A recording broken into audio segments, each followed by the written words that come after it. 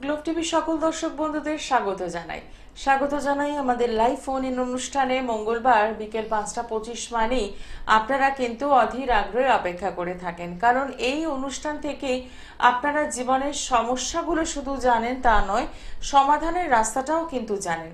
এবং অনেক সময় আমরা দেখি ঘরোয়া টোটকার মাধ্যমে ভালো থাকার রাস্তাটা কিন্তু এখান থেকে আমরা খুব সুন্দরভাবে জানতে পারি।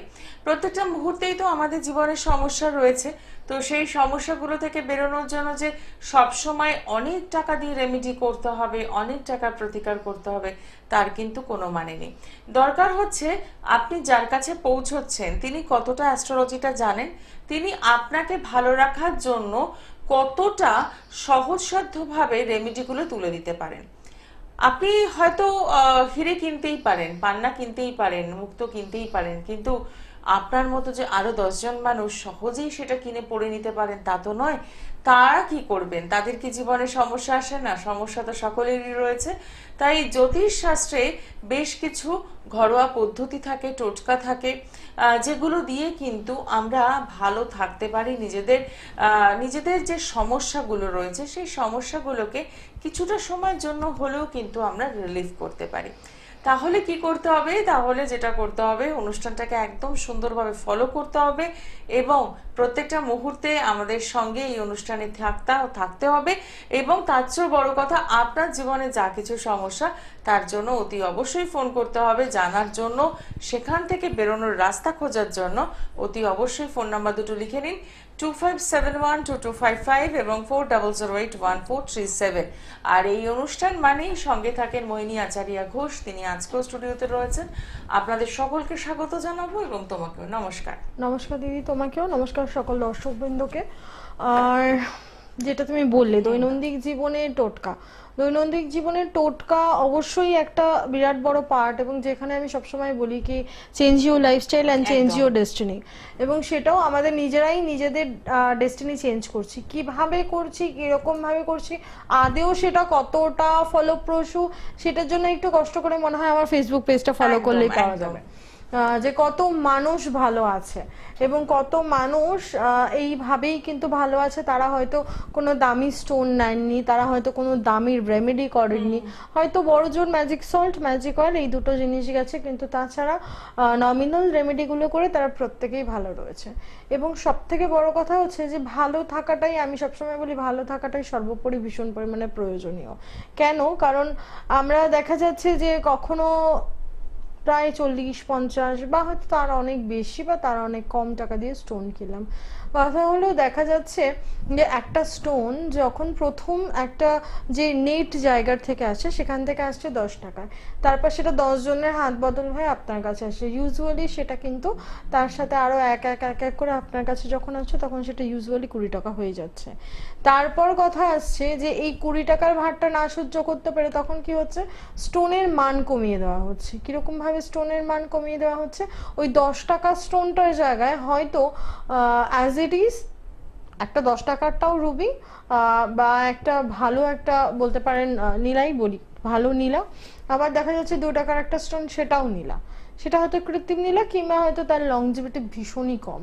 তো সেই ক্ষেত্রে কি হবে, সেই ক্ষেত্রে সেই স্টোনটাকে কিন্তু কম টাকায় দেওয়া হচ্ছে। কত টাকা? 2 টাকা। তাহলে সেটার উপর কস্টিং হয়তো আসছে বড় জোর আপনারা 5 টাকায় পাচ্ছেন, বা হয়তো আপনারা 10 টাকায় পাচ্ছেন। ফলে যেটা হচ্ছে, ফলে আপনারা কিন্তু সেটাকে নিয়েই চলতে চাইছেন। আপনারা বলছেন না এই কম দামে পেয়েছি মানে স্টোনটা এটাই ভালো। আবার অনেক ক্ষেত্রে দেখা যাচ্ছে যে দিদি কম দামি স্টোন নয়, বেশি দামি স্টোন। তো বেশি দামি স্টোন নিতে গিয়ে কি হচ্ছে, মাঝখানে লাভ্যাংশের অংশটা অনেকটা বেড়ে যাচ্ছে, কিন্তু বেসিক প্রবলেম যেটা হচ্ছে যে লাভ্যাংশটা বাড়ছে ঠিকই, কিন্তু স্টোনের কিন্তু গুণগত মানটা বাড়ছে না।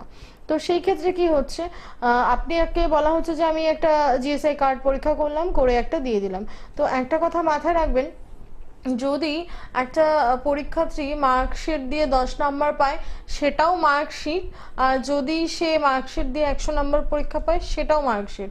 আর যদি সেখানে নাম্বারটাই উজ্জ্ব থাকে, যদি ওখানে বলা হয় এ প্লাস বা এ ক্যাটাগরি, বি ক্যাটাগরি, সেটাও দেখা যাচ্ছে অনেক সময় উজ্জ্ব থাকছে। ফলে কি হচ্ছে, আমরা দেখছি হ্যাঁ আলটিমেট কি একটা ইউলো সাফিয়ার তো হ্যাঁ দেখে নিন আপনি, ইউলো সাফিয়ার তো হ্যাঁ ব্যাস। তো আমরা এটাকে মেনে নিচ্ছি। এই যে জায়গাটা, এই জায়গাটা কি হচ্ছে, একটু কম লংজিভিটি স্টোনটা যখন কাজ হচ্ছে তখন একটু বেশি সময় নিয়ে নিচ্ছে, বা হয়তো সেটা লিভিং স্টোন নয়, সেটা হয়তো ডেথ স্টোন, সেই ক্ষেত্রে কি হচ্ছে, কাজটা সেইভাবে হচ্ছে না, উল্টো এফেক্ট দিচ্ছে। এবং ফলে কি হচ্ছে যে আমরা কিন্তু সেই জায়গাটায় দাঁড়িয়ে কি হলো, অ্যাস্ট্রোলজার খারাপ তো অবশ্যই, সে তো মানে কি বলবো জন্ম জন্মান্তের কথাবার্তা, বাট কথাটা হচ্ছে যে কোথাও গিয়ে দাঁড়িয়ে যাচ্ছে যে সাবজেক্টটা খারাপ। তো এইখানটায় দাঁড়িয়ে আমি সবাইকে বলি যে আপনাকে কেউ ধুম করে স্টোন সাজেস্ট করতেই পারে, আমিও করতে পারি, আমি বলছি না আমি স্টোন সাজেস্ট করি না, তবে হ্যাঁ সেটা একেবারেই আলাদা কথা যে যারা যারা জানেন আমার লেটার হ্যাডে পার্টিকুলার এই নিডফুল জেমস কথাটা কিন্তু মোহিনী আচার্য ঘোষই একমাত্র উঠিয়ে দিয়েছে। কারণ মোহিনী আচার্য ঘোষ আরম্ভে বলছে যে আমার নিডফুল জেমসের দরকার নেই, আমার ওখানে কি লেখা আছে না, করণীয় টোটকা।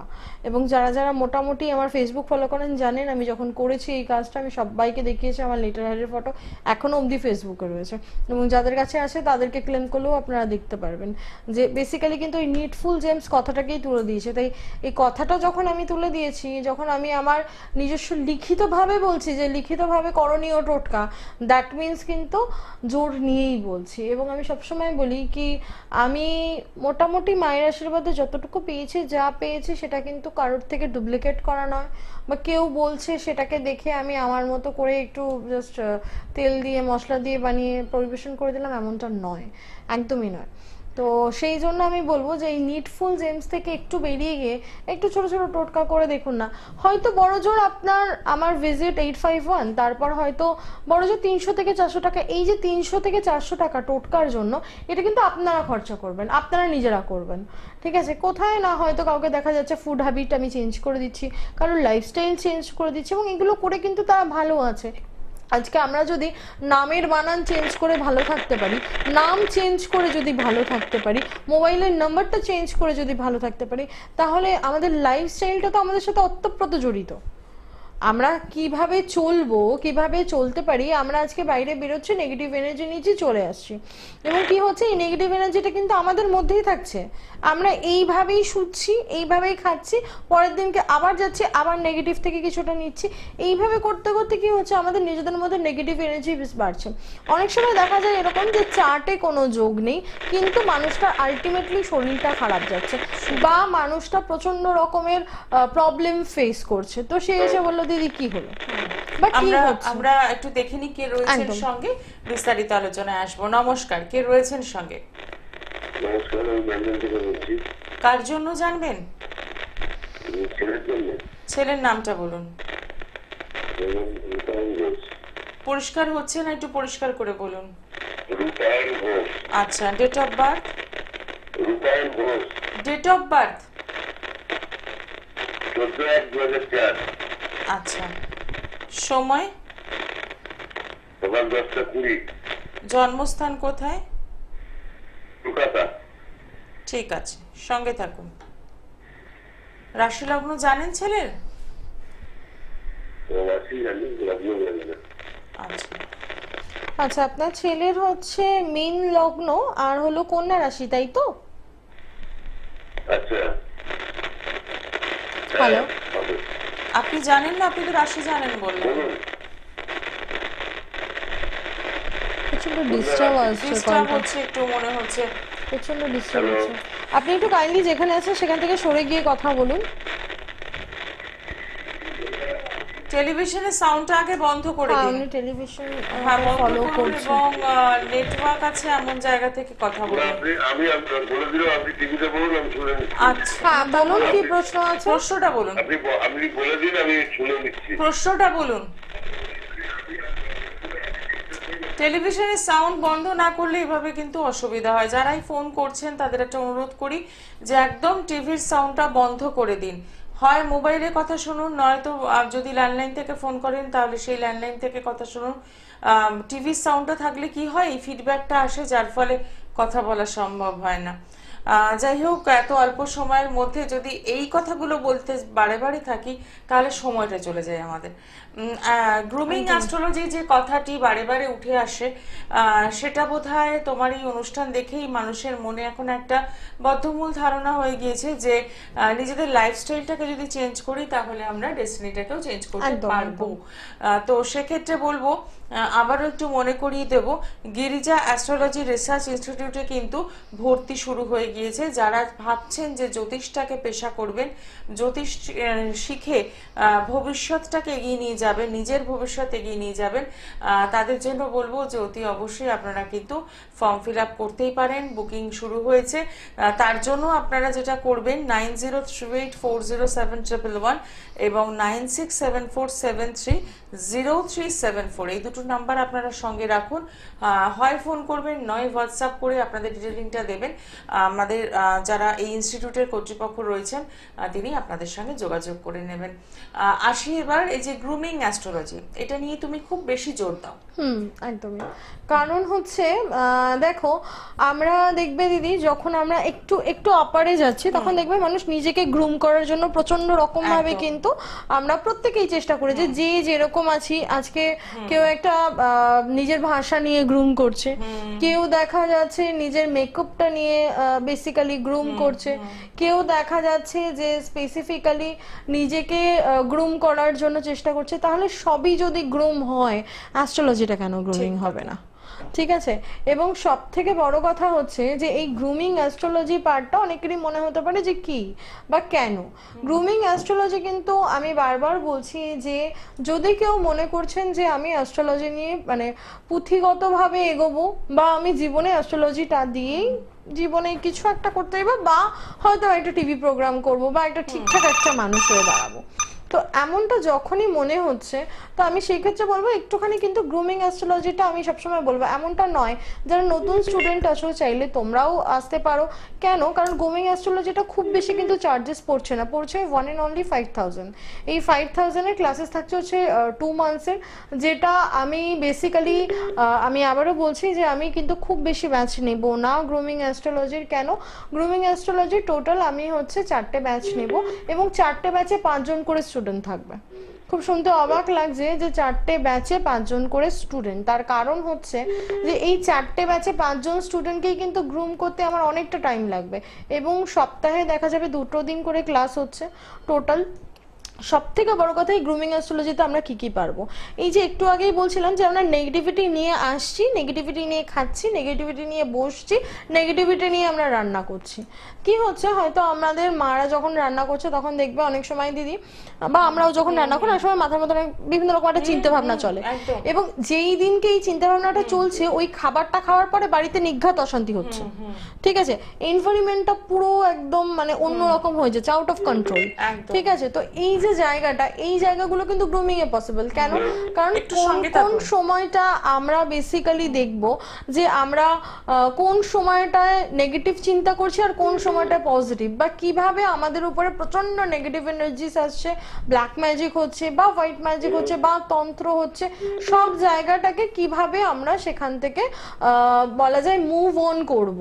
এবং হ্যাঁ, এবার মনে হবে যে আমরা কি প্রত্যেকে জ্যোতিষ বা তান্ত্রিক হয়ে গেছি যে আমরা চেষ্টা করব। তো সেই ক্ষেত্রে যেটা হবে সেটা হচ্ছে যে সবার আগে যেটা প্রয়োজন সেটা হচ্ছে আমরা নিজেকে আগে কিন্তু ঠিক করতে হবে। আমি সবসময় বলি কি নিজে ঠিক না হলে অন্য কাউকে সব মানে সাড়ম্বরে ঠিক করা যায় না। কিন্তু এই গ্রুমিং অ্যাস্ট্রোলজি যারা 2 মাসের কোর্স করে বেরিয়ে যাচ্ছ, তারা কিন্তু শুধু এমনটা নয় যে নিজেকে গ্রুম করতে পারছো, তোমরা তোমাদের আশেপাশে তোমার মতো করে, যেরকম অনেকে বলে যে রেকিতে আমি স্পেসিফিক্যালি রেকি সেকেন্ড স্টট যাওয়ার পরে আমি যে কোনো মানুষকে বেসিক্যালি রেকি দিতে পারি বা হেলিং দিতে পারি, তাতে করে কি হয় মানুষটা শান্ত হয়। তো এই রেকি ছাড়াও কিন্তু আমরা কিন্তু আমাদের মতো করে গ্রুম করতে পারি। এবং সব থেকে বড় কথা হচ্ছে বেসিক যেটা আমাদের দরকার, বেসিক নলেজ অফ অ্যাস্ট্রোলজি, যেটা না হলে শাস্ত্রী পড়েও লাভ নেই, আচার্য পড়েও লাভ নেই। কারণ আলটিমেট ওই যদি আমরা ওই ধরা বাঁধা পাড়ের মধ্যে থাকি কি মাঙ্গলিক হয়ে রয়েছে, দ্যাট মিনস মাঙ্গলিকে শুধুমাত্র বিয়ের সমস্যা। আমরা একটু সরি, এটা কিন্তু মানে আপনি যেটা বললেন বকেই যাচ্ছে।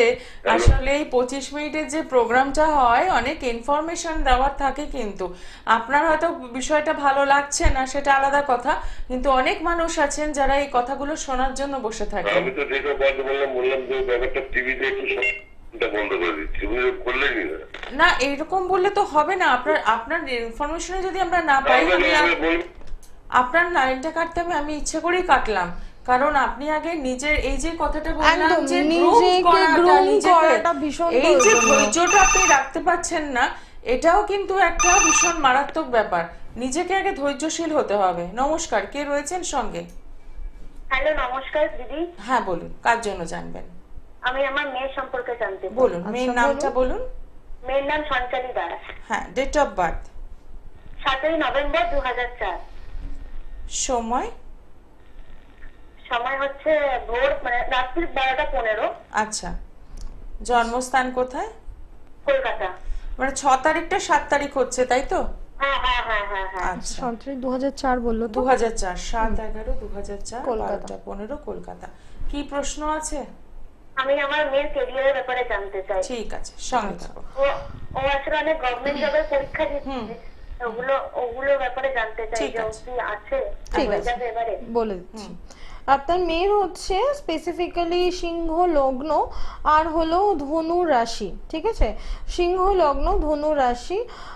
আপনি জিজ্ঞেস করছেন যে আপনার মেয়ে গভর্নমেন্ট জবের জন্য প্রস্তুত হয়েছে বা প্রস্তুতি নিয়েছে, কিন্তু সেটা আদৌ সাকসেস হবে বা হবে না। সেক্ষেত্রে যেটা বলবো সেটা হচ্ছে ওর লগ্নপতি চতুর্থে বসে রয়েছে, কিন্তু চতুর্থপতি যে আছে তৃতীয়। ও গ্রুমড হচ্ছে ঠিকই, কিন্তু কোথাও গিয়ে কিন্তু নিজের যেটা হয় না পজিটিভনেস বলুন বা কনফিডেন্স বলুন, কোথাও কিন্তু ভেঙে যাচ্ছে বারবার করে মেয়ের, তাই কি? না মানে ও আসলে ইঞ্জিনিয়ারিং পড়ছে, ও জেইমেন্ট দিয়ে ইঞ্জিনিয়ারিং পেয়েছে, ইঞ্জিনিয়ারিংও করছে, তার সঙ্গে সঙ্গে এটারও প্রিপারেশন নিচ্ছে। ইঞ্জিনিয়ারিংও করছে, তার সঙ্গে সঙ্গে এটারও প্রিপারেশন নিচ্ছে। কোনো কারণে কি এই দুটোর হেলদোলের মধ্যে বেসিক্যালি কনফিডেন্সের অভাব হচ্ছে? তার কারণ হচ্ছে চতুর্থপতি যে আছে সে কিন্তু তৃতীয় বসে রয়েছে মঙ্গল কেতু যুক্ত হয়ে। কনফিডেন্সের অভাব অবশ্যই হওয়ার কথা, 1 নম্বর কথা। এবং দ্বিতীয় কথা হচ্ছে যেহেতু চতুর্থপতি তৃতীয় বসে রয়েছে, তো সেই ক্ষেত্রে কিন্তু মত পরিবর্তনের একটা জায়গা আমি দেখতে পাচ্ছি, ঠিক আছে? কখনো দেখা যাচ্ছে যে হয়তো প্রমিনেন্ট ভাবে দৌড়াচ্ছে যে না আমি সরকারি চাকরিই করব, কখনো দেখা যাচ্ছে না আমাকে সরকারি চাকরি না, আমাকে অন্য কিছু করতে হবে। জীবনে দাঁড়ানোটা বড় কথা, একদমই ঠিক, কিন্তু তারপরেও বলবো যেটা নিয়ে করবে যে কোনো একটা। কেন বলছি, কি হয় জানেন তো, যখনই দুটো দিক নিয়ে আমরা চলতে যাই তখন দেখা যায় আমরা ব্যালেন্স কিন্তু সেইভাবে করে উঠতে পারি না। যদি এতদিন ধরে ইঞ্জিনিয়ারিংটা এত কষ্ট করে করছে, আমি বলবো আগে ইঞ্জিনিয়ারিংটা কমপ্লিট করে নিক, কারণ ইঞ্জিনিয়ারিং দিয়ে যদি ও কাজ করতে চায় সেই ক্ষেত্রে কিন্তু ও কিন্তু ফার বেটার পাবে। কেন? কারণ তৃতীয় মঙ্গল কেতু রয়েছে, ঠিক আছে? ফলে ইঞ্জিনিয়ারিংটা ওর জন্য কিন্তু হবে। বোঝাতে পারলাম? হ্যাঁ, আসলে আসলে দিদি ও অনেক মানে পরীক্ষা দিচ্ছে এবং ও চাইছে যে গভর্নমেন্টে যাতে হয়ে যায়। ও এমনি ইঞ্জিনিয়ারিং এ পড়াশোনায় খুবই ভালো, সেটা নিয়ে কোনো অসুবিধা নেই। যাতে মানে ও চাইছে যেন হয়ে যায় গভর্নমেন্ট, ওটাই চেষ্টা করছে। গভর্নমেন্টও কোন সেক্টরটা চাইছে? গভর্নমেন্ট জবে ও মানে ভালো পোস্টে সব পরীক্ষা দিচ্ছে। একটা কথা দেখুন, ও তো কষ্ট করে ইঞ্জিনিয়ারিংটা নিশ্চয়ই নিজের প্যাশন নিয়ে করছে, তো আমার মনে হয় না কিন্তু ইঞ্জিনিয়ারিং ছেড়ে দিয়ে গভর্নমেন্ট, হ্যাঁ ইঞ্জিনিয়ারিংটাকে কমপ্লিট করুক। ওটাকে কমপ্লিট করার পরে আমি বলি একটু ওটাকে কমপ্লিট করুক। এইভাবে মানে দুটো একসাথে করলে দুটো কিন্তু হ্যাঁ। প্রবলেমে পড়বে। মঙ্গল বুধ চলছে, বেসিক্যালি মঙ্গল কেতু আসবে আগস্টের 22 তারিখ থেকে সমস্যায় পড়ে যাবে, ঠিক আছে? কারণ অলরেডি কিন্তু ওর টেনশন লেভেল বাড়বে, কনফিডেন্স লেভেল কমবে, ঠিক আছে? ডিপ্রেশন লেভেল বাড়বে। কেন? কারণ যখন আমরা কিছু নিয়ে পড়াশুনো করছি, আমি বিশ্বাস করি কি যে কোনো একটা, দেখুন এতগুলো বছর ধরে করে গেছে, সেটা একদম তীরে এসে তরি ডোবার কিন্তু কোনো মানে নেই। আর বর্তমান যদি বলেন তাহলে বলবো একটু ভালো করে আপনিও জানেন আর আমিও জানি যে সরকারি চাকরির কিন্তু সত্যি সেই জায়গাটা অতটা ভালো নেই। হয়তো আপনার মেয়ে এখন প্রিপারেশন নিচ্ছে এরকম প্রচুর মানুষ আছে যারা প্রিপারেশন নিয়ে বসে রয়েছে, শুধু সরকারি চাকরিরই পরীক্ষা দিয়ে যাচ্ছে। ঠিক আছে, কথাটা শুনতে খারাপ লাগলো, আমি যেটা বলছি আশা করি আপনাকে বোঝাতে পারলাম। ওর ইঞ্জিনিয়ারিং এ ভালো কেরিয়ার রয়েছে, ওকে আগে ওটা কমপ্লিট করতে বলুন।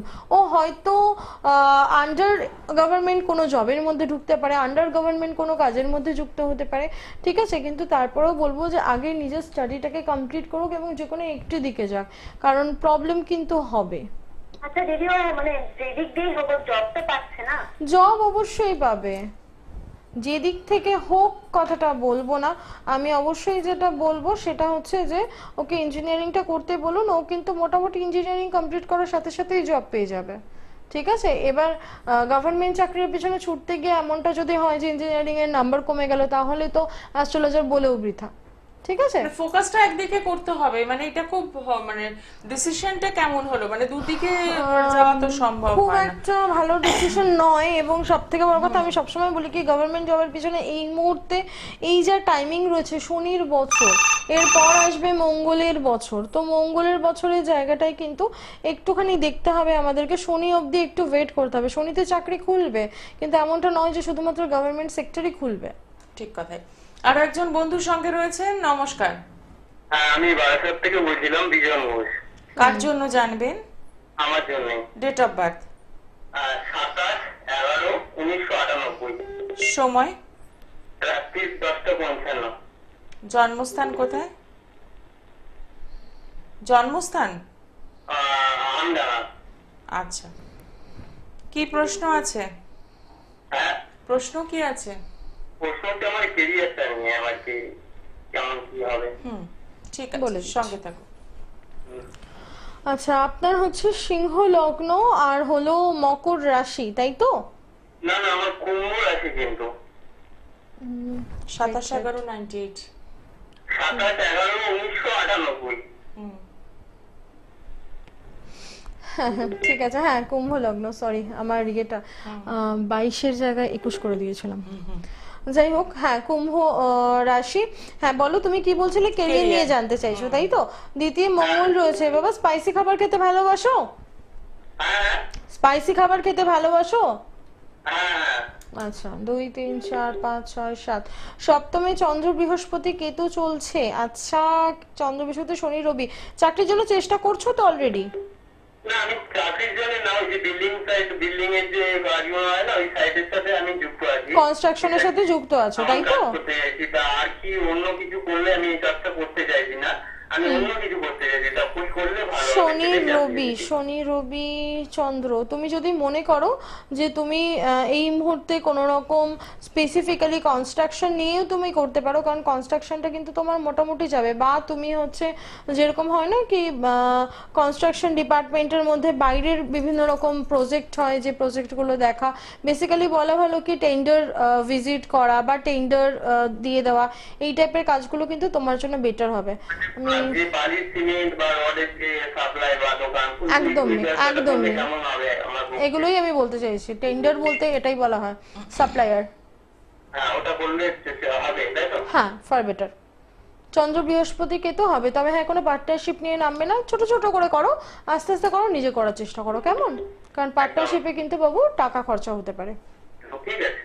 ওকে, অসংখ্য ধন্যবাদ ফোন করার জন্য। যারা যোগাযোগ করতে চাইছেন তাদের জন্য বলে দেবো, পেয়ে যাচ্ছেন প্রত্যেক সোমবার, বৃহস্পতিবার এবং শনিবার বারাসাত, এছাড়াও হলদিয়া, মেদিনীপুর, দুর্গাপুর, ত্রিপুরা, বহরমপুর রয়েছে, আসাম, গৌহাটি, নিউ বঙ্গাইগাঁও, ডিব্রুগড়, এবং অতি অবশ্যই যেটা করতে হবে, আসার আগে একদম ফোন করে বুকিং করে পৌঁছে যাচ্ছেন।